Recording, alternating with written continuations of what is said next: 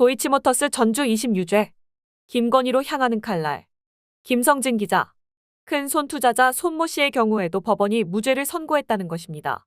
같은 논리라면 3일 매수로 김건희 여사의 주가 조작 관여 사실이 인정될 리 없습니다. 지난해 2월 대통령실이 도이치모터스 주가 조작 사건 1심 판결문과 관련 보도 등에 대해 낸 입장문이다. 주가 조작에 100억 원대 돈을 댄 것으로 의심받는 전주 손모 씨가 1심에서 무죄를 받았기 때문에 윤석열 대통령 부인 김건희 씨도 당연히 무죄라는 논리다. 그러나 2심에선 상황이 완전히 뒤집어졌다. 서울고등법원 형사부는 12일 오후 도이치모터스 주가 조작 사건에 돈을 댄 전주 손모 씨에게 징역 6개월에 집행유예 1년을 선고했다. 무죄를 선고한 1심 법원과 달리 2심 법원에선 주가 조작을 방조한 혐의를 인정한 것이다. 재판부는 피고인은 도이치모터스 주식에 관해 시세 조종을 한다는 사실을 알면서도 그에 편승한 뒤 인위적 매수세를 형성해 다른 피고인들의 시세 조종을 용이하게 했다며 그에 따라 주식 시세가 증권시장의 정상적 수요와 공급에 따라 형성되지 않아 선의의 일반 투자자에게 피해를 입히는 결과를 보였다고 밝혔다. 아울러 시세 조종이 더 크게 성공하면 더 큰 이익을 얻을 수 있어 피고인 입장에서는 범행을 방조할 유인이 되기도 한다며 피고인과 주포 김모 씨 사이에 주고받은 문자 메시지에서 김모 씨의 요청에 따라 도이치모터스 주식을 대량으로 매수하고 상한가를 찍었다고 말하는 내용이 발견되고 피고인이 자금 사정으로 어려울 때 정범인 피고인들로부터 도움을 받은 정황도 확인된다고 지적했다. 그러면서 피고인은 단순히 돈을 빌려준 전주가 아니라 제2차 시세 조종 행위를 하는 사실을 인식하고 이에 편승해 자신의 이익을 도모하면서도 서로의 이익을 위해 이를 도와줄 의사로 자신의 자금을 동원했다면서 도이치모터스 주식을 대량으로 매수하고 인위적 매수세를 형성해 주가 부양에 도움을 주는 등 정범의 행위를 용이하게 했다고 판단된다고 했다. 전주인 손 씨가 유죄 선고를 받으면서 윤석열 대통령 부인 김건희 씨에 대한 검찰의 처분에도 관심이 쏠린다. 김건희 씨 역시 손 씨와 마찬가지로 시세 차익을 얻으려는 의도로 주가 조작을 방조해 일반 투자자들에 대해 피해를 입혔다는 논리가 성립될 수 있기 때문이다. 앞서 1심 재판부는 김건희 씨 명의 3개 계좌가 도이치모터스 주가 조작에서 활용됐다면서 김건희 씨 계좌 거래 48건을 일련 번호대로 나열하고 각 거래에 대해 주문 내용 및 시간적 접근성에 비추어 통정매매 혹은 통정가장매매로 인정된다고 했다. 특히 재판부가 유죄로 인정한 통정매매는 102건이었는데 이 가운데 48건이 김건희 씨 계좌를 이용한 것으로 드러났다.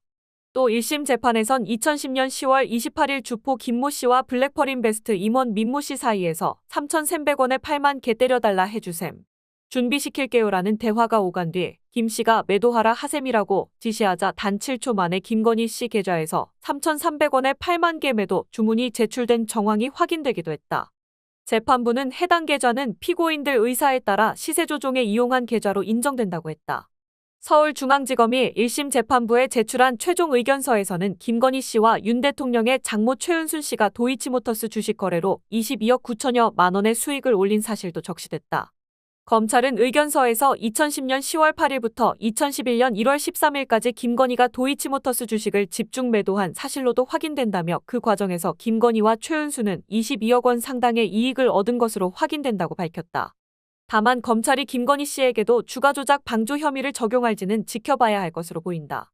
일각에서는 김건희 씨가 손 씨처럼 자금을 빌린 정황 등이 나오지 않은 만큼 역으로 무혐의 처분 논리를 세울 수 있다는 관측이 나온다. 검찰은 지난 7월 김건희 씨를 조사했지만 비공개 특혜 조사로 밝혀지면서 공정성, 형평성 시비도 일고 있다. 검찰은 해당 조사 뒤 김건희 씨의 명품 가방 수수에 대해 무혐의라고 결론 내렸다. 정치권에서는 도이치모터스 주가 조작 전주 손 씨의 유죄가 인정되면서 곧바로 김 씨에 대한 기소와 특검 추진 목소리가 나오고 있다.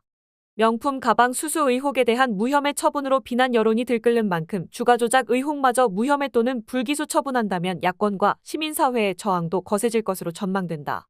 더불어민주당 조승래 수석대변인은 이날 브리핑에서 이제 또 다른 전주, 김건희 여사가 법의 심판대에 올라야 할 차례라며 검찰은 당장 김건희 여사를 소환해 조사하고 기소하라고 했다. 조 수석대변인은 검찰이 김건희 여사를 계속 비호한다면 검찰이 설 자리는 사라질 것임을 엄중히 경고한다며 특검을 포함한 모든 수단을 동원해 법 앞에 평등을 실현하겠다고 말했다. 조국혁신당 김보엽 수석대변인은 검찰을 향해 이제라도 김건희 씨를 소환 조사하고 기소를 서둘러야 한다며 그럴 용기가 없다면 수사하기엔 부담스러우니 못하겠다고 국회에 이미 김건희 종합특검법이 발의되어 있으니 특검이 철저하게 수사했으면 좋겠다고 두 손, 두 발 들길 바란다고 했다. 김 수석 대변인은 검찰이 이번에도 잔기술을 부린다면 국민들께서 절대 용서하지 않을 것이라며 검사의 본분에 충실하라고 했다. 한편 2심 재판부는 이날 권오수 전 도이치모터스 회장에게 징역 3년에 집행유예 4년과 벌금 5억 원을 선고했다. 1심 판결에 징역 2년에 집행유예 3년, 벌금 5억 원보다 형량이 늘었다. 재판부는 권 전 회장은 상장회사 최대주주 겸 대표이사 지위에 있지만 책임을 도외시한 채 자기 회사의 시세 조종 행위를 도모했다며 도이치모터스의 초기 안정적 성장에서 상당한 이익을 취했다고 했다. 사명 계좌를 이용해 권 전 회장 등과 시세 조종 행위를 주도적으로 실행한 혐의를 받은 이종호 전 블랙펄인베스트 대표는 징역 2년에 집행유예 3년과 벌금 4억 원을 선고받았다. 이 전 대표도 1심보다 벌금이 4천만 원가량 늘었다. 이 전 대표는 채 해병 사건 수사 외압 의혹과 관련 임성근 전 사단장 구명로비 의혹 당사자로 지목받고 있다. 권 회장과 이 대표는 재판 뒤 취재진의 질문에 아무런 답변을 하지 않았다. 이 밖에 재판부는 시세 조작 행위를 주도한 주포 김모 씨에게 징역 2년에 집행유예 3년, 벌금 1억 원을 선고했고 증권사 전 현직 임직원 4명에게도 각각 징역형의 집행유예를 선고했다. 도이치모터스와 무관하게 아리온테크놀로지 주가 조작 혐의로 기소된 이 회사 실질적 운영자 이모 씨만 유일하게 징역 2년의 실형을 선고받았다.